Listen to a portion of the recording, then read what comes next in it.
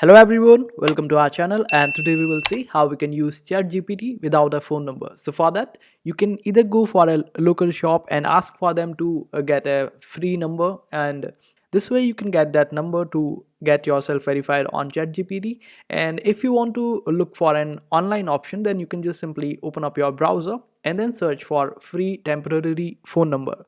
And this might not work sometimes, as ChatGPT sometimes block virtual phone numbers. So we need to find the phone numbers which are working in ChatGPT's registration. So just keep trying this method. This method might not work in the first go, so you need to just try.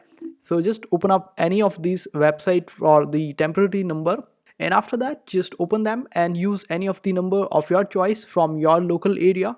And when you try to click on any of the number, you will be able to see that you can receive OTPs in your number, and you can use that OTP to register on ChatGPT. And this is the way you can log into ChatGPT without phone number, and there is no other way. So I hope this video was helpful. Make sure to hit that like button and also subscribe to our channel for more helpful videos.